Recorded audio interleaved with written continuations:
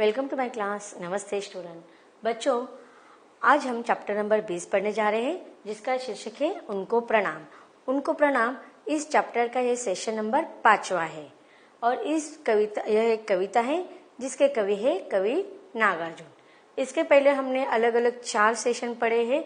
उसमें अलग अलग काव्यांश के द्वारा कवि ऐसे लोगों को प्रणाम करना चाहते हैं जो अपने जीवन में सफल नहीं हुए, लेकिन उन्होंने अपने जीवन में दुर्दम्य साहस किए हैं, प्रयत्न किए हैं। तो कवि हर एक काव्यांश में अलग अलग लोगों को प्रणाम करना चाहते हैं। जैसे कि पहले काव्यांश में किसको प्रणाम किया है उन्होंने?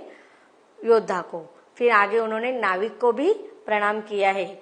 उसके आगे कवि देशभक्तों को भी प्रणाम कर रहे हैं। अब इस काव्यांश में कवि किसको प्रणाम करना चाहते हैं, इस काव्यांश को विस्तार से विश्लेषण के साथ समझ लेते हैं। कविता के स्वर का पंक्ति इस प्रकार है। जिनकी सेवाएं अतुलनीय पर विज्ञापन से रहे दूर, प्रतिकूल परिस्थिति ने जिनके कर दिए मनोरथ चूर चूर, उनको प्रणाम। कविता के इस काव्यांश में कवि ऐसे समाज सेवक का प्रणाम करना चाहते हैं कि जो अपने जीवन में लगातार प्रयत्नशील रहे, संघर्षशील रहे कि दूसरों को सुख देने के लिए, दूसरों के जीवन के दुखों को कम करने के लिए खुद अपना जीवन दुखों से युक्त सहन किया, लेकिन उन्होंने हमेशा दूसरे के जीवन में सुख की प्रधानता दी। अब देखिए, बहुत सारे लोग ऐसे होते हैं कि काम बहुत कम करते हैं, अच्छे कार्य बहुत कम करते हैं, लेकिन उनका प्रचार प्रसार बहुत होता है। देखा होगा ना आपने, आज जब भी कब आप अखबार पढ़ते हैं तो इस व्यक्ति ने ऐसा कार्य किया है, उस व्यक्ति ने ऐसा कार्य किए हैं। अब देखिए, देश के जो शासक वर्ग होते हैं, जैसे कि जो नेता लोग होते हैं, उनको वोटिंग हम करते हैं और वोटिंग करके हम उनका चुनाव करते हैं। और उनका कार्य क्या होता है कि समाज सेवा करना, देश का रक्षण करना, अच्छे कार्यों को जनता तक, आम जनता तक पहुंचाना। लेकिन वो क्या करते हैं, जब मतदान का समय आता है, वोटिंग का समय आता है, तो कोई ऐसे कार्य करते हैं कि दिखाते हैं लोगों को उसने ये किया है, वो किया है, और उसका प्रचार शुरू कर देते हैं अखबारों के द्वारा या किसी अन्य साधनों के द्वारा। वह अपना प्रचार में लग जाते हैं। लेकिन समाज में कुछ लोग ऐसे भी हैं कि वह अपने जीवन को, पूरे जीवन को दूसरों की सेवा में ही समर्पित कर देते हैं, लेकिन समर्पित करते समय वह अपने नाम को बढ़ावा नहीं देते हैं। अब देखिए, समाज सेवा करते समय वह उनकी परिस्थिति भी यह नहीं होती है कि वो खुद के पैसे को खर्च करके दूसरों को सहायता करते हैं। जैसे कि अनाथ आश्रम खोलने वाले बहुत से लोग ऐसे होते हैं कि उनके पास बिल्कुल पैसे नहीं होते, लेकिन वो क्या करते हैं, घर दार सब बेचकर पैसों का जुगाड़ यहाँ वहां से करते हैं, लेकिन आम जनता को, सर्वसामान्य जनता को सेवा के रूप से अपना योगदान देना चाहते हैं। तो कवि ऐसे ही लोगों का यहाँ पर प्रणाम कर रहे हैं।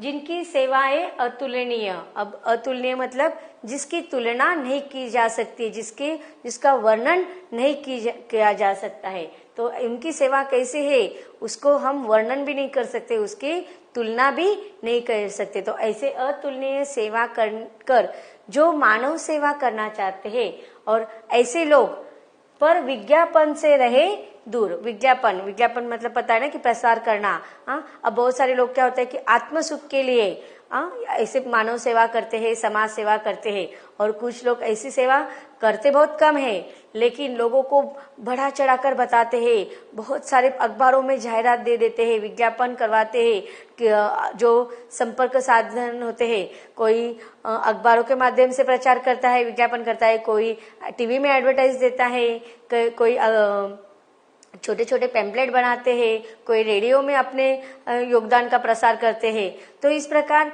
लोग आज क्या करते हैं, अपने कार्य को कम किए हुए कार्य को बढ़ा चढ़ाकर विज्ञापित कर देते हैं। तो कवि कहते हैं कि लेकिन समाज में ऐसे भी लोग हैं कि अपना जीवन, कठिन जीवन व्यतीत करते हुए लोगों को क्या करे, सुख दे रहे हैं और उनके जो कार्य है उनकी तुलना नहीं कर सकते, वर्णन नहीं कर सकते और वह अपने इन कार्य को किसी भी प्रकार से लोगों के बीच में प्रसारित नहीं करना चाहते, विज्ञापित नहीं करना चाहते हैं।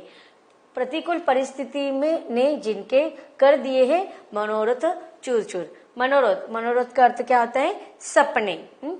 मनोरथ का चूर होना, सपनों का टूट जाना, सपनों का नष्ट हो जाना। अब प्रतिकूल परिस्थिति मतलब विपरीत परिस्थितियां। अब देखिए बहुत से लोग ऐसे होते हैं कि समाज सेवक जो होते हैं ना बहुत अमीर होते हैं कि उनके पास बहुत सारे पूर्वजों का संपत्ति होती है, खुद की कमाई हुई संपत्ति होती है। तो ऐसे जिसके पास बहुत सारा पैसा है, धन संपत्ति दौलत है, तो ऐसे लोग समाज में सेवा करेंगे तो वह उनके मतलब उसके लिए कठिनाई नहीं लगती है। लेकिन जिन लोगों के पास वास्तव में कुछ नहीं है, ऐसे कठिन परिस्थिति में, विपरीत परिस्थिति में भी अपना सब कुछ दाव पर लगाकर, बेचकर दूसरों की सेवा करना, दूसरे के लिए अपने जीवन का त्याग कर देना, सुख सुविधाओं का त्याग करना, ये बहुत ही बड़े कांड होते। तो अब बहुत सारे लोग अपने सपनों को पूरा करने के लिए अब कौन सा व्रत लिया है उन्होंने, कौन सा संकल्प कर लिया है कि देश की सेवा करना, समाज की सेवा करना। ऐसे मनोरथ को पूरा करते समय प्रतिकूल परिस्थितियों का, कठिन परिस्थितियों का सामना करते हैं और जूझते हैं और बहुत से लोग इसमें सफल हो जाते हैं, लेकिन बहुत से लोग असफल हो जाते हैं। तो ऐसे लोगों के कठिन कार्य करते हुए उन्होंने अदम्य साहस दिखाया है, फिर भी वो अपने सपनों को पूरा नहीं कर पाए। ऐसे लोगों को कवि प्रणाम करना चाहते हैं। अब देखिए जब लड़कियों को शिक्षा के लिए विरोध कर दिया जाता था तो उसमें सावित्रीबाई फुले, महात्मा फुले और बहुत सारे समाज सेवकों का नाम हमने सुना है। लेकिन उनको साथ देते हुए बहुत सारे और भी समाज सेवक थे कि वह समाज में जो अंधश्रद्धा थी, लड़कियों के खिलाफ या जो रीति रिवाज स्त्रियों के संबंधित थे, चाहे वो पर्दा प्रथा हो, बाल विवाह हो, विधवा बिना पुनर्विवाह का विरोध कर रहे थे। ऐसे समय में बहुत सारे समाज सेवकों ने अपना कार्य किया है। अब जब वो गरीब बच्चों के लिए अनाथ आश्रमशाला खोलते थे तो उसके लिए भी उनके पास पैसे नहीं होते थे कि उस आश्रमशाला में जो बच्चे रहते थे उनको समय पर खाना मिले, समय पर सारी सुख सुविधाएं मिले। तो वह घर का सारा कुछ बेच देते थे। यहाँ तक कि कुछ औरत तो ऐसे थी, स्त्रियां तो ऐसे थी कि वह अपने जेवर क्या घर के सारी चीजों को बेचकर वह अपने उस समाज सेवा का कार्य करना चाहते थे। लेकिन ऐसे समाज सेवा का कार्य करते समय बहुत सारे लोग ऐसे भी होते थे कि जो अब थोड़ा सा योगदान दे देते थे लेकिन अपना प्रसार कर लेते थे और जो वास्तव में अपने सपनों को पूरा करते समय प्रतिकूल परिस्थितियों में भी उन समाज सेवक का कार्य कर रहे थे। ऐसे लोगों को हमें भूलना नहीं चाहिए। तो यहाँ पर कवि उन लोगों को प्रणाम कर रहे हैं। काव्यांश को हमने विस्तार से पढ़ लिया है, अब भावार्थ को देखते हैं। जो काव्यांश हमने विस्तार से पढ़ा है उसका भावार्थ को हम पढ़ते हैं। कविता की इन पंक्तियों में ऐसे लोगों के बारे में बताया गया है जिनकी सेवाओं की तुलना किसी से नहीं की जा सकती, अर्थात जिन्होंने निस्वार्थ समर्पित भाव से समाज और राष्ट्र की सेवा की है। इन लोगों ने अपने कार्यों का कभी प्रचार नहीं किया। आशय यह है कि दिन रात देश, समाज और राष्ट्र की सेवा में समर्पित ऐसे लोगों ने अपने त्याग और बलिदान को देश के प्रति अपना कर्तव्य समझा है। उन्होंने श्रेय पाने की चिंता कभी नहीं की। इनका नाम किसी अखबार या किताब में भी नहीं छपा।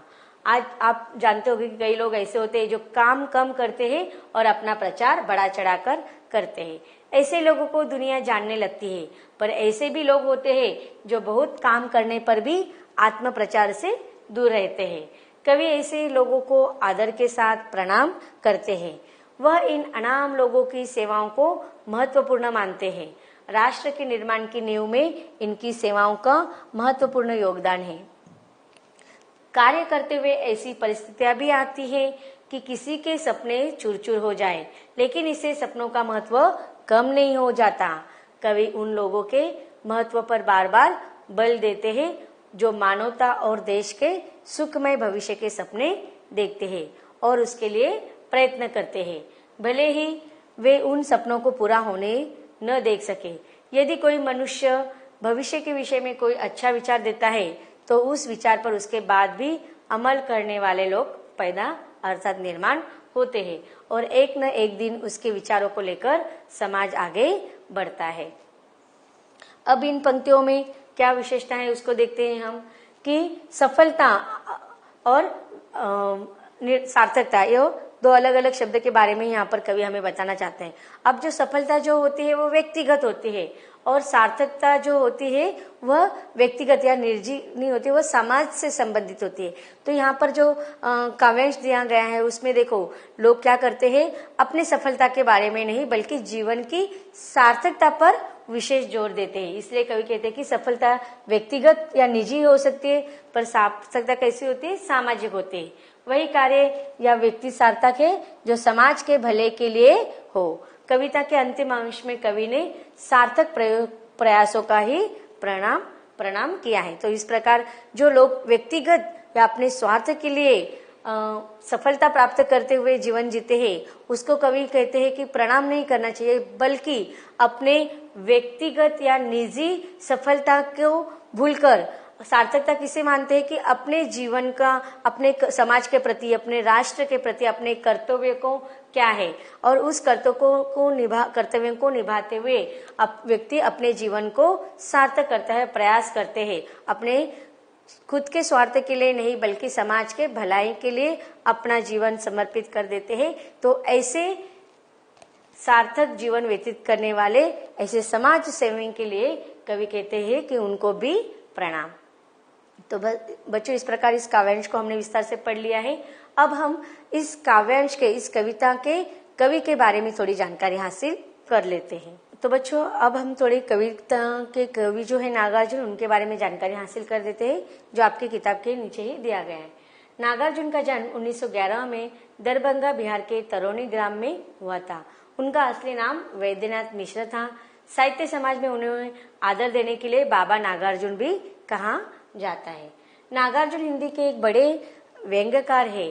वे प्रगतिवादी काव्यधारा के कवि है। उन्होंने अपने व्यंग्य पर कविताओं में शोषक व्यवस्था का कच्चा चिट्ठा लिखा है। अब देखिए प्रगतिवादी जो काव्यधारा के कवि थे उनके एक थोड़ी अलग विशेषता दिखाई देती है जो हमें कविता पढ़ने के बाद उसकी दिखाई देगी कि देखो प्रगतिवादी कविताओं की जो विशेषता थी वो क्या, अधिकतर लोगों का, समाज का ध्यान सफलता प्राप्त करने वाले लोगों की तरफ जाता है। लेकिन प्रगतिवादी कवि जैसे कि कवि नागार्जुन, इनका जो विषय रहता था वो क्या कि जिस तरफ समाज का ध्यान नहीं जाता है ऐसे वर्ग की तरफ ध्यान देना और उसको समाज के सामने, वाचकों के सामने लाना, यह विशेषता रहती थी प्रगतिवादी काव्यधारी कवियों की। अब देखिए ना, इस कविता को पढ़ने के बाद हमें पता चलता है कि जो जीवन में सफल नहीं होते ऐसे लोगों के प्रयत्नों को, उनके साहस को भी हमें योगदान देना चाहिए, महत्व देना चाहिए और उनको प्रणाम करना चाहिए। यह कवि की विचारधारा हमें काव्यांश को पढ़ने के बाद भी समझ में आ रही है।